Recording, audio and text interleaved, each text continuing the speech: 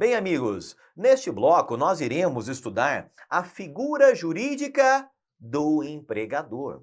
Nós veremos de que modo a CLT define quem é empregador, define quem é equiparado a empregador, e é importante nós estarmos atentos tanto à literalidade do que diz a CLT, como para uma série de conclusões, uma série de observações que nós faremos a partir do dispositivo legal. Legal? Então venham aqui comigo na tela, vamos lá, vamos inicialmente tratar aqui de algumas noções gerais relacionadas à figura jurídica do empregador. Muito bem, amigos, no vínculo empregatício, como nesse vínculo jurídico nós temos de um lado o empregado, e o empregado possui uma definição legal lá no artigo 3º da CLT, mas do outro lado nós teremos o empregador. E é este polo, este lado do vínculo empregatício que nos interessa aqui nesta aula. O empregador, ele também possui uma definição legal.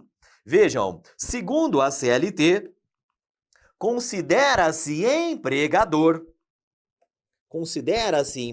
artigo 2º da CLT, considera-se empregador quem? A empresa. A empresa, já vamos trazer algumas observações sobre a empresa, mas por hora, notem que a CLT diz que empregador é a empresa, individual ou coletiva, que, vejam só, assumindo os riscos da atividade econômica, admite, assalaria e dirige a prestação pessoal de serviço. Dessa definição legal, amigos, nós já marcamos aqui aquele elemento fático-jurídico da alteridade. Significa dizer que é o empregador quem assume os riscos do negócio, assume os riscos da atividade econômica que ele está explorando. Tá legal? Nós temos aqui ainda a dicção da lei dizendo que a prestação de serviços pelo empregado, ela é pessoal. Então nós temos aquele elemento da pessoalidade que vale em relação ao empregado. Tá legal? Então o empregador, essencialmente, é aquele que assume os riscos e é aquele quem vai até o mercado de trabalho e contrata uma pessoa para trabalhar como empregado. O empregador é aquele quem assalaria o empregado. Tá legal? E além disso, é aquele quem dirige o serviço prestados pelos empregados. Daqui, amigos, nós temos o chamado poder diretivo do empregador. É o poder que o empregador possui para dirigir o seu negócio. E é fruto desse poder diretivo que o empregado irá se sujeitar ao empregador. É fruto desse poder diretivo que o empregador terá o poder, terá ali a aptidão para determinar uma série de condições de trabalho. O empregador é quem vai determinar a hora, em que se inicia o expediente, a hora em que se finda o expediente. O empregador vai determinar, por exemplo, os uniformes que deverão ser utilizados pelos empregados. Ele vai determinar a matéria-prima, vai determinar o processo produtivo, o fluxo de trabalho, tá legal? Tudo isso decorre do poder diretivo, o poder que possui o empregador para dirigir a prestação de serviços dos seus empregados. Tá legal? Agora, amigos, nós comentamos aqui há pouco que a prestação de serviços pelos empregados, ela é pessoal. Mas vejam, esta pessoalidade, ela vale apenas em relação ao empregado. Legal? Porque em relação ao empregador, vale justamente o contrário. Em relação ao empregador, vale a impessoalidade. Tanto é, amigos, que o empregador, ele pode ser uma pessoa física.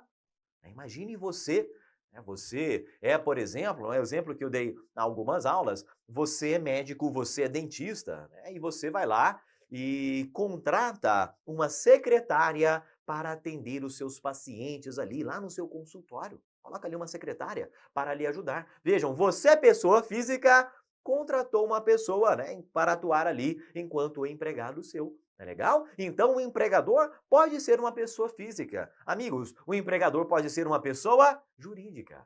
Olha só a estratégia de concurso. É uma pessoa jurídica e ele possui uma série, centenas de empregados. tá legal? Então o empregador pode ser pessoa física, o empregador pode ser uma pessoa jurídica, né? Seja uma empresa, seja, enfim, uma associação, seja lá uma fundação, tá legal? Pode ser uma pessoa jurídica. Agora, a grande observação que você deve realmente pescar a partir desta aula é que o empregador também pode ser um ente despersonificado.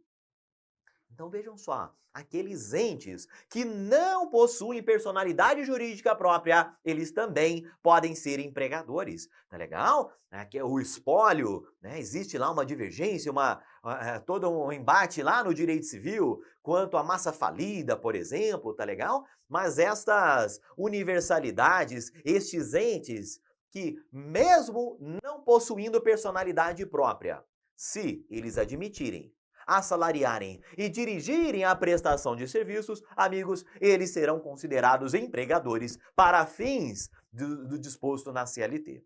Tá legal? Então vejam que em relação ao empregador, vale exatamente o que vale em relação ao empregado. Para o empregador, vale a impessoalidade, vale a despersonificação, pouco importa se ele é pessoa física, se ele é pessoa jurídica ou se nem mesmo ele possui uma personalidade própria, tá legal? Importa que ele contratou alguém para lhe prestar serviços ali com pessoalidade. Importa que ele contratou alguém para trabalhar como empregado dele.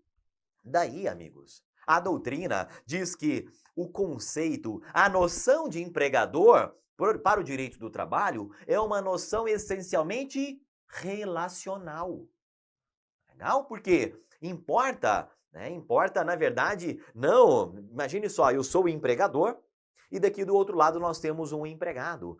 E fato é que a CLT, ela fecha os olhos aqui para o empregador e, na verdade, ela vira ali os olhos, volta os olhos da CLT para a figura do empregado. Tá legal? Então é empregador quem contratar alguém para ser seu empregado. Pouco importa a sua própria condição jurídica. Pessoa jurídica, pessoa física, ente sem personalidade própria. É uma noção relacional, de modo que importa o fato de ter contratado alguém, de ter estabelecido ali um vínculo de emprego.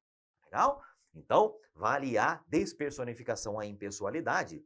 E nós veremos adiante uma série de decorrências, uma série de consequências desta noção impessoal de empregador que adotou a CLT. Por ora, amigos, voltemos os nossos olhos aqui novamente para a CLT e vamos perceber o seguinte: o legislador mencionou que empregador é a empresa.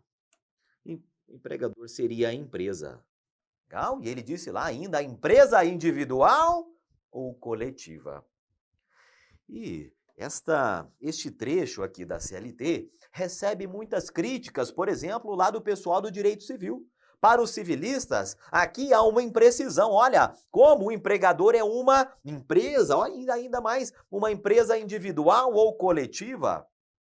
Mas, se de um lado os civilistas criticam aqui essa definição de empregador, por outro lado, vem o pessoal, os doutrinadores do direito do trabalho e dizem o seguinte: olha, empresa não é a pessoa jurídica. Empresa, amigos, é uma atividade. Tanto é que o próprio Código Civil define a empresa como sendo uma atividade econômica organizada para a produção de bens ou prestação de serviços. Tá legal? Então, a partir do momento em que o legislador disse que empregador é a empresa, ele está sim, isso é algo proposital, ele está trazendo a noção de que o que importa na figura jurídica do empregador não é a personalidade, não é a sua condição jurídica, é na verdade a atividade. Tá legal? Então o empregador, segundo, já aprofundando aqui um pouco com vocês, segundo parte da doutrina do direito do trabalho, o empregador seria a atividade econômica. E esta noção será fundamental para nós compreendermos conceitos como, por exemplo, a sucessão trabalhista. Tá legal? Então gravem aí. Empregador é empresa individual ou coletiva que assume os riscos, admite, assalaria e dirige a prestação pessoal de serviços. É uma noção impessoal de empregador. Tá legal? E agora já passando lá para o parágrafo primeiro, vejam só, o parágrafo primeiro também cai bastante em prova. Nos dias, o legislador seletista, que equipara-se ao empregador para os efeitos exclusivos da relação de emprego, e aí vem lá os profissionais liberais. Né? Aquele exemplo que nós demos do médico contratando a sua secretária lá no consultório, ele é um profissional liberal, tá legal? É uma pessoa física, um profissional liberal contratando alguém, então a partir desse momento ele se torna empregador. Ele é, segundo a CLT, equiparado a empregador. Temos ainda as instituições de beneficência. Pessoal, não é uma empresa, tá legal? É uma pessoa jurídica, embora não seja uma empresa, mas também é equiparado a empregador. Legal? Associações recreativas. Imagine lá um clube, o clube que você frequenta é uma associação recreativa. Ele não tem finalidade lucrativa, mas se ele admite a salaria e dirige prestação pessoal de serviços, ele acaba sendo equiparado a empregador. Ou ainda, outras instituições sem fins lucrativos que admitirem trabalhadores como empregados. Legal? Então, percebam essa noção impessoal de empregador e também levemos para a prova a literalidade do que nos diz a CLT. Legal? Tanto aqui do caput do artigo 2º, como do seu parágrafo 1º, né? Quem é equiparado a empregador, profissional liberal, instituição de beneficência, associações recreativas, instituições sem fins lucrativos e pessoas em geral que admitirem trabalhadores como empregados. Muito bem, amigos, vamos já ver como isso pode pintar lá na sua prova. Olha só, nessa questão o examinador diz lá que considera-se empregador a empresa individual ou coletiva que admite trabalhadores como empregados. Legal, pessoal, até aqui está correto. Dirigindo suas atividades, bacana, esse é mesmo um trabalho do empregador, dirigir as atividades dos seus empregados. E com eles, dividindo os riscos do empreendimento. Pessoal, esse finalzinho aqui é o que realmente maculou este item, tá legal? Não há divisão de riscos. Quem assume os riscos do empreendimento, do negócio, da atividade econômica é o empregador. Daí nós temos o elemento da alteridade.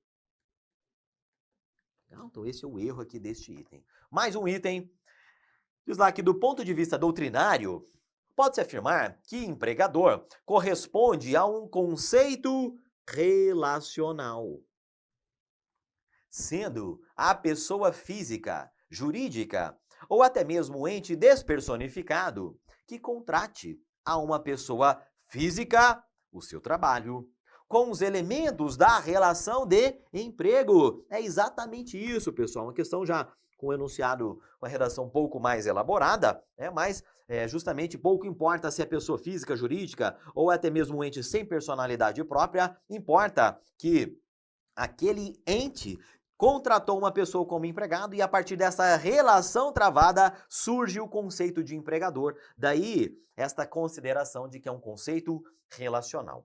Legal? Para ficar bem claro, neste último slide desse bloco, vejam só, vamos ressaltar aqui duas características que valem para o empregador, legal? E, portanto, não valem para o empregado, legal? O empregador é ele quem assume os riscos do negócio, se vai dar lucro, se vai dar prejuízo, tá legal? Imagine só que eu tenho lá uma grande montadora de automóveis, bacana? Tenho lá uma montadora de automóveis, né? Minha montadora de automóveis, ela tem uma esteira ali de produção e trabalham nessa esteira de produção 1.000 empregados ali, legal? 1.000 empregados. O que vai acontecer, pessoal? Em uma bela semana, faltou uma peça lá, né? Faltou, por exemplo, capô do carro. Aquela peça que deveria estar disponível lá para os empregados montarem os carros, ela não está disponível, né? Por uma falha ali administrativa, aquelas peças estão em falta. Então, o que aconteceu? Infelizmente, eu fui obrigado a desligar a minha linha de montagem. Tá legal? Durante uma semana, a linha de montagem ficou desligada e os empregados ficaram sem trabalhar. Pessoal, Tenho que pagar o salário daqueles empregados? Ou, de algum modo, aqueles empregados, eles compartilham desse risco de ter peça, de não ter peça, de fato eles efetivamente trabalharem ou não? E a resposta, amigos, é que os empregados não compartilham desse risco. Tá legal? Então o empregador continua sendo obrigado a pagar normalmente os salários daqueles empregados durante aquela semana, já que este é um risco assumido integralmente pelo empregador, elemento da alteridade. Na sequência, amigos, nós temos que nos lembrar e reforçar aqui com vocês esta característica da impessoalidade, da despersonificação do empregador. Para o empregado, vale exatamente o contrário. O empregado trabalha intuito personae. Para o empregado, vale justamente a pessoalidade, mas o empregador pouco importa, é a natureza jurídica dele, tá legal? E em decorrência dessa característica impessoal do empregador, nós teremos alguns efeitos aqui no direito do trabalho, que são o grupo econômico e a sucessão trabalhista. São figuras bastante peculiares aqui, né, o modo como elas são encaradas aqui no direito do trabalho, e elas, percebam, elas são um efeito direto desta impessoalidade do empregador. Legal? Neste primeiro bloco, amigos, a ideia era mesmo dar aqui algumas noções gerais, contextualizada em relação à figura jurídica do empregador. Espero que tenha ficado claro, espero que tenha sido útil.